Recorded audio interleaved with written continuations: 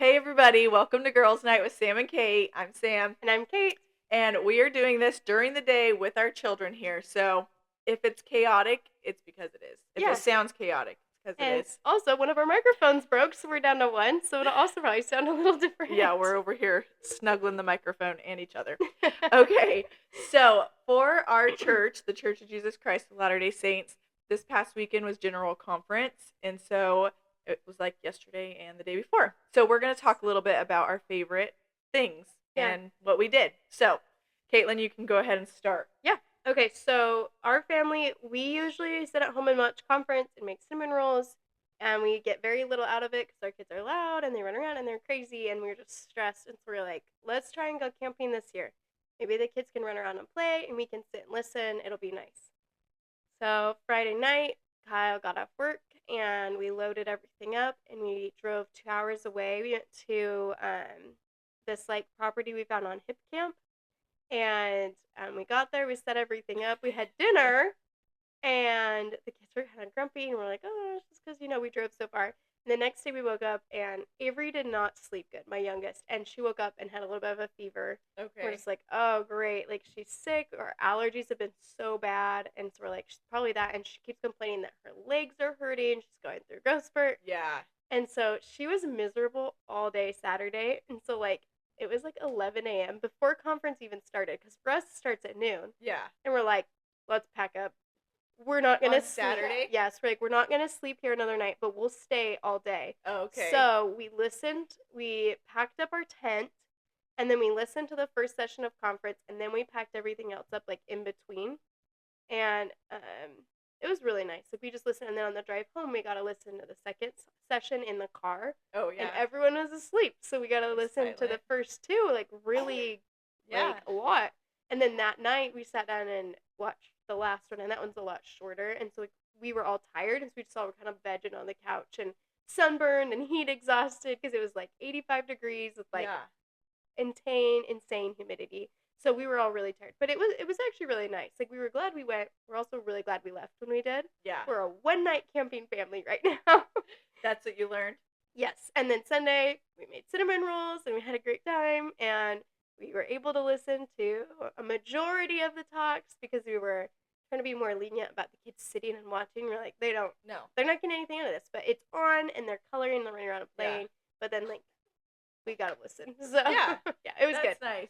We left Saturday morning and went to Kiowa Beach to go to the beach, and because, like she said, it doesn't start until noon here. And so yeah, we went to the beach for the morning, and then the afternoon session we drove to our friend's house and listened to it on the way, and then yeah, so it was super fun. We spent like 5 hours at the beach though, so our little kids, their cheeks like are magnets to the sun. I mean, I don't know, something about our cheeks. I've always had chunky cheeks, and so it just like attracts the sun, and so they were like blistering. And anyways, it was super fun though. And yeah, any fun stories from your camping? Oh yeah. What's something that you guys are like, oh, this we'll remember? Well, okay. I have my youngest sitting here with me because she doesn't feel good. But anyway, so usually when we go anywhere, the kids freak out about bugs, and then somebody gets hurt. Well, the second we got there, we noticed there were these big pollinator bees. Yes. And they had nests, so they're like protecting them everywhere. And one of the places, but they don't sting, right? No, but they dive bomb you because they're protecting nests. Okay. And so it's scary, you know, when it comes at your face. So there's this treehouse thing at this campsite, and so all of our kids like immediately start going up the stairs. And my older three run up, and then my youngest stops at like there's like the flat in the middle. Yeah, like a landing. A landing, yeah. And just starts screaming bloody murder, and this bee is just dive bombing at her. And so I have to go up there and save her, and I bring her back down, and then all the other kids start screaming up at the top of the treehouse, and they have those little like tree beetles that were all over the windows. I mean, there was like maybe 10 of them, but it freaked them out. So I had to go up there and save them, and then we got down, and I was like, oh, I can't believe no one got hurt. And I was like, I know, it's a miracle. And so then we're packing up the next day. No one's been hurt yet. Riley fell, busted her lip wide open on the swing as we're packing everything up. Blood everywhere. She's screaming. Charlie's crying because she got hurt. Declan could care less and was like, I want to finish what we were playing. And Avery's going, oh, blood, oh, blood. And yeah, it was just wild. So then I ended up getting stuff all over me, blood, Cheeto dust, Yeah. whatever. I ended up wearing Kyle's extra pair of shorts home. So anyway, it was just like the whole like 24 hours was just chaotic. But anyway. That's funny. Did her lip need any like stitches or anything? No. I mean, I just put ice on Yeah. it. It's her lip. It's hard, but Oh, like yeah. they have that little the little like piece of skin between. I think it like. So is her upper lip. Yeah. Yeah. It was super swollen, and I kind of tried to look, and it looked like she might have like that might have separated a little. Well, Capri had like a really big gappy teeth when she was younger, and I was asked the dentist, maybe it was the dentist about it, and they were like, "Oh, don't worry about it. She'll eventually make a fall, and it will split it, and then she won't have as big of a gap anymore." So in the middle of when we were at the beach, Magnolia was like, "I have to go to the bathroom," and I was like, "Okay, is it pee or poop?" She's like, "Pee." No. She always says poop, so I was like, "Pee or poop?" She was like, "Pee." So I was like, "Okay, go to the ocean. Like, it's fine." And then she does her business, standing up. Of course, everyone can see. And then she comes back and she's like, "To poop," and I was like, "Really? Like, really?" And so then our friend's kid was also like, "I have to go to the bathroom," and so we were like, "Okay." And then of course all of the kids were like, "We have to go to the bathroom," and Brenton's like, "See ya." And so he stays on the beach while Haley and I take our kids. But everyone had to go in such a rush, so we were like, "Okay, let's go." And the sand where we were wasn't hot. Yeah. And then as we start walking, we're like, "Oh, this is cold. Oh my gosh, this is so hot." And then we get to the boardwalk and we're like, "Oh, this is even worse. Like, run to the shade, find the shade." And then we go to the bathroom, we do our thing. But by that time, my feet are already like, feel like I'm walking on like Legos everywhere. And so on the way back, we were like, everybody just ran straight to the ocean. We had to move super fast. So that was my like memorable story. And then we were just like, our feet were so tender the next couple of days because sand is so hot. That's one thing that I think is a huge downside to the beach is like when the sand is so hot, it's like not enjoyable. No. So, but anyway.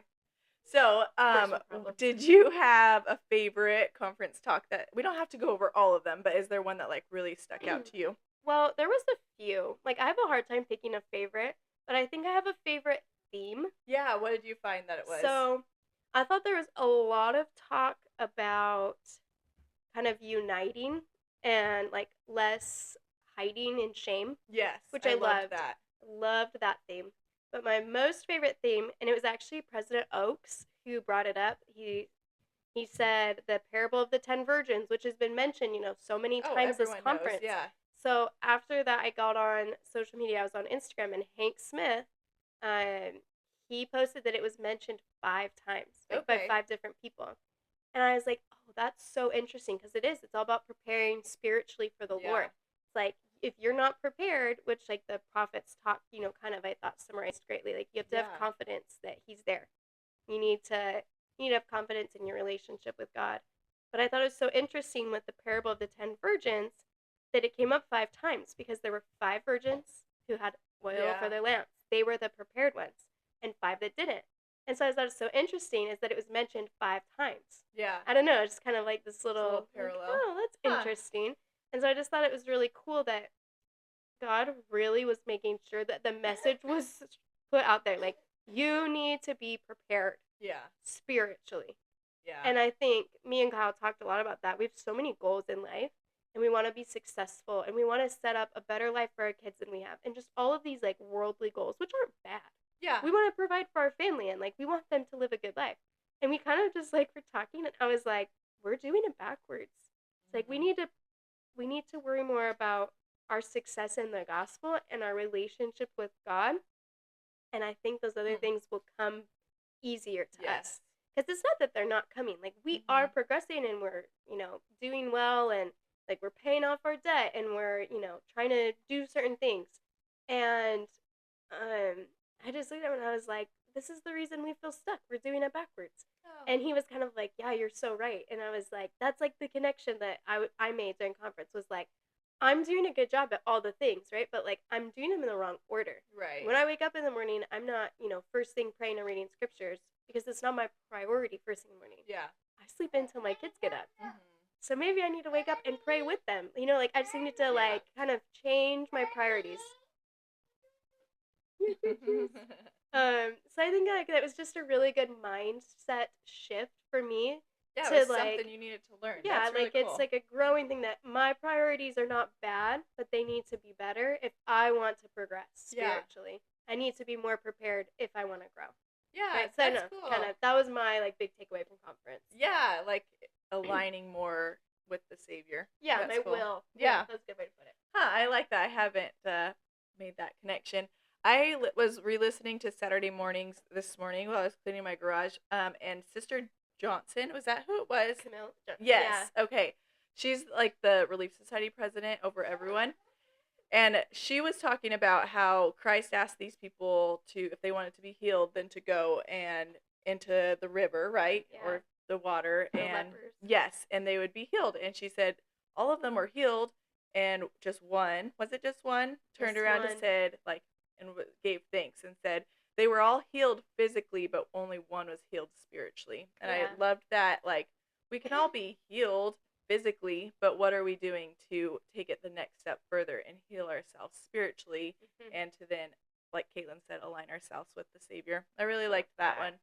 And her then talk was good. her talk was so good. I liked Elder Hollins talking about little kids. That was really sweet. When he was talking about like heaven's in the room when kids pray. I was Yes. like, yup. Like I don't know how many times I've teared up listening to my kids pray. It's just so sweet. And I think with my little, like, Matt, you should hear Maggie pray, because it's like, I don't know what she's doing, but I think maybe I need to look at it differently. It's like a joyful experience for her, right? She's like, Heavenly Father. Like, it's just like this, like, long, like, drawn out thing. But I think it's good because it's not, she hasn't gotten to, like, that routine, like, repetitive. Yes, repetitive Yep. checking off. So I loved that. Mm. And then who else did you like? Did you have anyone else that I stuck really out to you? loved Neil L. Anderson's talk. Oh my gosh. Heavy hitter. Yes. It was about abortion. And my favorite statement all of conference was, abortion is not a political standpoint. It's like morale of God that he's given us. I don't know if I said that right, but like it's not a political view whether or not it's right or not. It's God has said every life is sacred. Yeah. And I love that because people use it as a political like game, right? Like the last election was all about like abortion and stuff like that. I'm just like, why is that always such a big point of contention? Yeah. Go upstairs. I'm talking. I told you you can't interrupt me.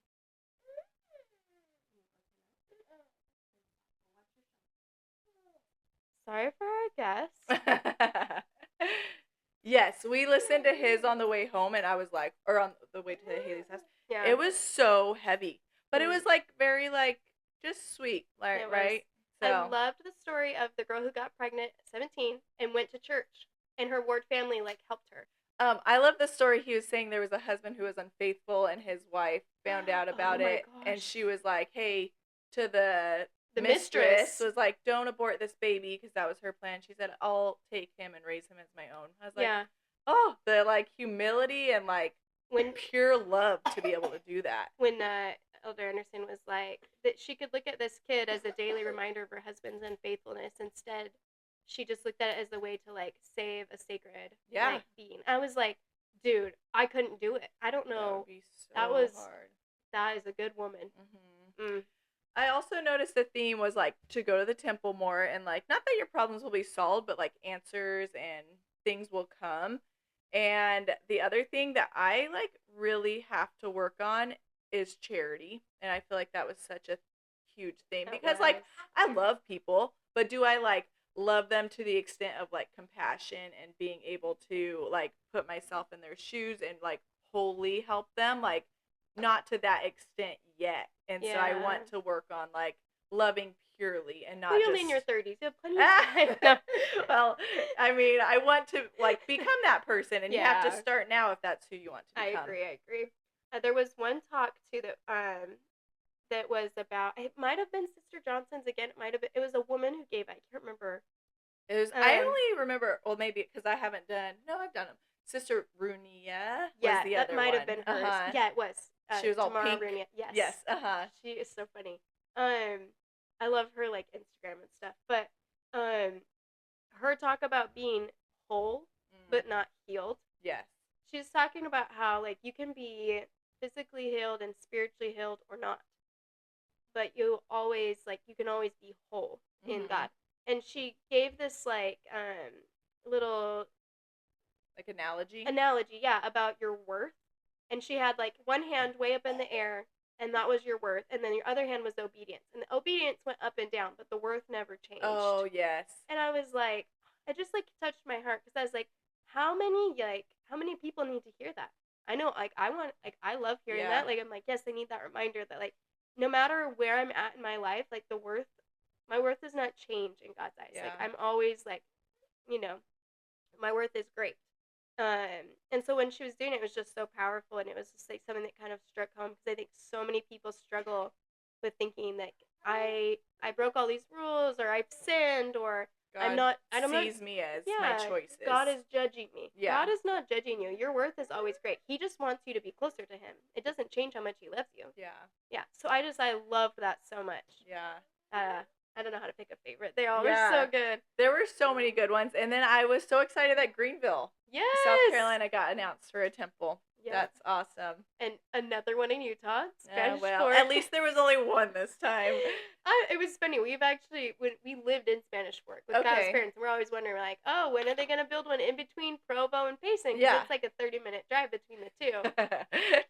That's so funny. But there's a huge population of LDS members in Spanish Fork and Springville. Yeah. And they always had to split between trying to find an appointment. And, that's true. One of the two. Not so much like the driving time, but because I'm always like, oh, like for them, they have to drive 30 minutes. But no, that's true. Yeah. Just having openings. Well, it's interesting. So here, it's actually, I remember living in Utah. It's easier for me to make an appointment here at this temple in Columbia that is super small. Yeah. And services a giant area than it was to find an appointment at any of the 5 temples in Utah that I could drive to within an hour. That's crazy. Like, it was always just so booked out. So, like, I know they keep announcing them and people maybe get a little irritated, but it's like, they need it. Oh, yeah. People are going. People are filling up all the appointments. And guess what? They have the members to staff the temple. So, if you're going to build more, build them where people are going. So. Yeah, seriously. Yeah. Oh, that's awesome. Okay, well, we loved it. If you haven't listened yet, go listen. Yeah. It's on the app. It's amazing. Yeah, and comment with any of your talks, quotes, quotes takeaways. That you loved. Yeah. We've been a few of you have been sending us little like nuggets of things that you've liked, or like just takeaways. We had like a friend share about like her budget and everything, and it was just so fun to kind of like see other people's we're not alone, so we love that. Okay. Yes. All right. Anything else?